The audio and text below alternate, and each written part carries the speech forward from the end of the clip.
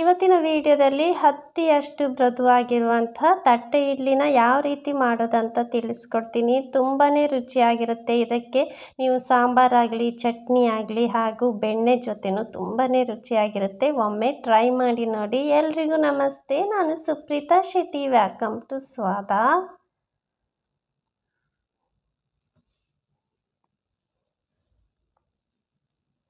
ಮೊದಲಿಗೆ 3 ಕಪ್ಪಷ್ಟು ಅಕ್ಕಿ ತೊಗೊಂಡಿದ್ದೀನಿ. ಇಡ್ಲಿ ಅಕ್ಕಿ ಬರುತ್ತೆ ನೋಡಿ, ಅದನ್ನು ತೊಗೊಂಡಿದ್ದೀನಿ. ಯಾವುದಾದ್ರೂ ರೇಷನ್ ಅಕ್ಕಿ ಸಹ ತೊಗೋಬೋದು. 3 ಕಪ್ಪಷ್ಟು ತೊಗೊಂಡಿದ್ದೀನಿ. ನಂತರ ಇದನ್ನು 4 ರಿಂದ 5 ಸಲ ಚೆನ್ನಾಗಿ ತೊಳೆದ್ಬಿಟ್ಟು ನೆನೆ ಹಾಕ್ಕೋಬೇಕು.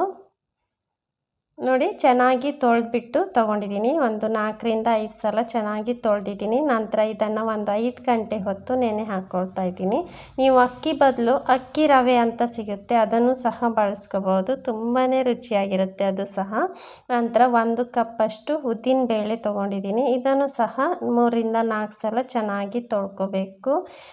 ಉದ್ದಿನ ಬೇಳೆ ಮತ್ತು ಅಕ್ಕಿಯನ್ನು ಒಂದೇ ಕಪ್ಪು ಯಾವುದು ನೀವು ಯೂಸ್ ಮಾಡ್ತೀರೋ ಅದೇ ಕಪ್ಪನ್ನು ಬಳಸ್ಕೊಂಡು ಮೆಜರ್ಮೆಂಟಿಗೆ ಯೂಸ್ ಮಾಡ್ಕೋಬೇಕು. ನಂತರ ಅದನ್ನು 5 ಗಂಟೆ ಹೊತ್ತು ನೆನೆ ಹಾಕಬೇಕು. ನಂತರ ಅರ್ಧ ಕಪ್ಪಷ್ಟು ಅವಲಕ್ಕಿ ತೊಗೊಂಡಿದ್ದೀನಿ. 1/4 ಕಪ್ಪಷ್ಟು ಸಾಬುದಾನ ತೊಗೊಂಡಿದ್ದೀನಿ, ಸಾಬಕ್ಕಿ ಅಂತೀವಿ, ಅದನ್ನು ತೊಗೊಂಡಿದ್ದೀನಿ. ಇದನ್ನು ಸಹ ಚೆನ್ನಾಗಿ ತೊಳೆದ್ಬಿಟ್ಟು ಅದನ್ನು ಸಹ 5 ಗಂಟೆ ಹೊತ್ತು ಸಪ್ರೇಟಾಗಿ ನೆನೆ ಹಾಕ್ಕೊಳ್ತೀನಿ.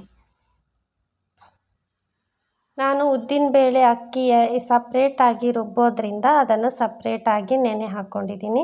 ಎಲ್ಲವನ್ನು ಸಹ 5 ಗಂಟೆ ಹೊತ್ತು ಚೆನ್ನಾಗಿ ನೆನೆಸಿದ್ದೀನಿ. ನೋಡಿ, ಚೆನ್ನಾಗಿ ನೆಂದಿದೆ 5 ಗಂಟೆ ಹೊತ್ತು. ನಂತರ ರುಬ್ಬಲಿಕ್ಕೆ ಹಾಕ್ಕೊಳ್ತಾ ಇದ್ದೀನಿ. ಫಸ್ಟು ಉದ್ದಿನ ಬೇಳೆನ ರುಬ್ಬಲಿಕ್ಕೆ ಹಾಕ್ಕೊಳ್ತಾ ಇದ್ದೀನಿ. ಇದನ್ನು ಒಂದು 20 ರಿಂದ 25 ನಿಮಿಷ ಗ್ರೈಂಡರಲ್ಲಿ ರುಬ್ಕೋಬೇಕು. ಒಂದು 10 ನಿಮಿಷಕ್ಕೆ ಒಂದು ಕಾಲು ಕಪ್ಪಷ್ಟು ನೀರು ಹಾಕಿದರೆ ಸಾಕು. ಜಾಸ್ತಿ ನೀರು ಹಾಕ್ಕೋಬಾರ್ದು, ನುಣ್ಣಗೆ ರುಬ್ಕೋಬೇಕು. ಉದ್ದಿನ ಬೇಳೆಯನ್ನು ನುಣ್ಣಗೆ ರುಬ್ಕೋಬೇಕು. ಅಕ್ಕಿಯನ್ನು ಸ್ವಲ್ಪ ತರಿಯಾಗಿ ರುಬ್ಕೋಬೇಕು. ಜಾಸ್ತಿ ನೀರು ಹಾಕ್ಕೋಬಾರ್ದು. 1/4 ಕಪ್ಪಷ್ಟು ನೀರು ಹಾಕ್ಕೊಂಡಿದ್ದೀನಿ. ಇದ್ರ ಜೊತೆಗೆ ನಾನು ಸಾಬುದಾನ ಇದೆಯಲ್ಲ ಅದನ್ನು ಮತ್ತು ನೆನೆಸಿರುವಂಥ ಅವಲಕ್ಕಿನ ಸಹ ಹಾಕ್ಕೊಂಡಿದ್ದೀನಿ. ನಾನಿಲ್ಲಿ ಗಟ್ಟಿ ಅವಲಕ್ಕಿ ಹಾಕ್ಕೊಂಡಿದ್ದೀನಿ. ಸ್ವಲ್ಪ ತರಿಯಾಗಿ ರುಬ್ಕೋಬೇಕು, ಜಾಸ್ತಿ ನುಣ್ಣಗೆ ರುಬ್ಕೋಬಾರ್ದು. ಅಕ್ಕಿಯನ್ನು ಉದ್ದಿನ ಬೇಳೆಯನ್ನು ನುಣ್ಣಗೆ ರುಬ್ಕೋಬೇಕು. ನೋಡಿ, ಎರಡನ್ನು ಮಿಕ್ಸ್ ಮಾಡ್ಕೊಂಡಿದ್ದೀನಿ ಒಂದೇ ಪಾತ್ರೆಯಲ್ಲಿ. ಇದನ್ನು ಚೆನ್ನಾಗಿ ಕೈಯಲ್ಲಿ ಚೆನ್ನಾಗಿ ಅದನ್ನು ಮಿಕ್ಸ್ ಮಾಡ್ಕೋಬೇಕು. ಒಂದು 4 ರಿಂದ 5 ನಿಮಿಷ ಚೆನ್ನಾಗಿ ಅದನ್ನು ಮಿಕ್ಸ್ ಮಾಡ್ಕೊಳ್ಳಿ. ನೋಡಿ, ಮಿಕ್ಸ್ ಮಾಡ್ಕೊಂಡಿರೋದನ್ನು ಮುಚ್ಚಿಬಿಟ್ಟು ಒಂದು 12 ಗಂಟೆ ಹೊತ್ತು ಅಥವಾ ರಾತ್ರಿ ಇಡೀ ಹಾಗೇ ಬಿಡಬೇಕು. ನಾನು ಉಪ್ಪು ಹಾಕಿಲ್ಲ. ನಾನು ಯಾವಾಗಲೂ ಬೆಳಿಗ್ಗೆ ಮಾಡುವಾಗ ಉಪ್ಪು ಹಾಕ್ಕೊಳ್ತೀನಿ ನಾನು. ನೋಡಿ, ಎಷ್ಟು ಚೆನ್ನಾಗಿ ಅದು ಹುಳಿ ಬಂದಿದೆ ನೋಡಿ, ತುಂಬ ಚೆನ್ನಾಗಿ ಬಂದಿದೆ. ಅದನ್ನು ಒಮ್ಮೆ ಚೆನ್ನಾಗಿ ಮಿಕ್ಸ್ ಮಾಡ್ಕೊಳ್ಳಿ. 1-2 ನಿಮಿಷ ಮಿಕ್ಸ್ ಮಾಡಿಕೊಂಡ್ರೆ ಸಾಕು. ನಂತರ ಅದಕ್ಕೆ ರುಚಿಗೆ ತಕ್ಕಷ್ಟು ಉಪ್ಪು ಹಾಕ್ಕೊಳ್ತಾ ಇದ್ದೀನಿ. ಉಪ್ಪು ಹಾಕ್ಕೊಂಡು ಚೆನ್ನಾಗಿ ಮಿಕ್ಸ್ ಮಾಡ್ಕೊಳ್ತೀನಿ.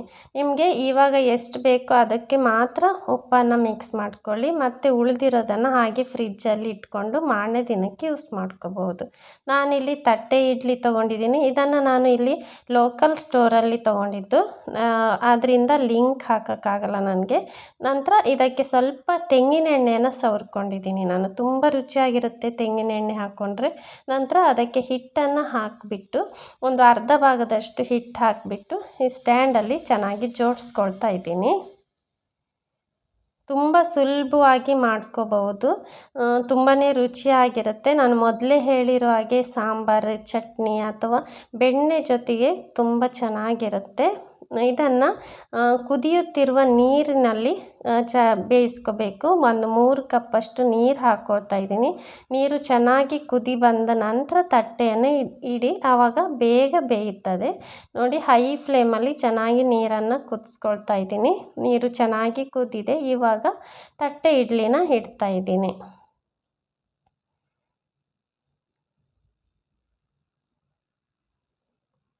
ಇದನ್ನು ಒಂದು 15 ನಿಮಿಷ ಮೀಡಿಯಮ್ ಫ್ಲೇಮಲ್ಲಿ ಬೇಯಿಸ್ಕೋಬೇಕು.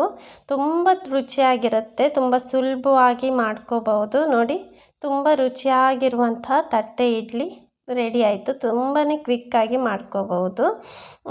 ಇದ್ರ ಜೊತೆ ನಾನು ಚಟ್ನಿ ಮಾಡಿದ್ದೆ. ನಿಮಗೆ ಯಾವ್ದು ಬೇಕೋ ಅದನ್ನು ಕಾಂಬಿನೇಷನ್ ಮಾಡಿಕೊಂಡು ಸವಿರಿ. ಸ್ವಲ್ಪ ಬೆಚ್ಚಗಾಯ್ತು ಅನ್ನುವಾಗ ಅದನ್ನು ತಟ್ಟೆಯಿಂದ ತೆಗೆದುಬಿಟ್ಟು ಬಡಿಸಿರಿ. ತುಂಬಾ ರುಚಿಯಾಗಿರುತ್ತೆ.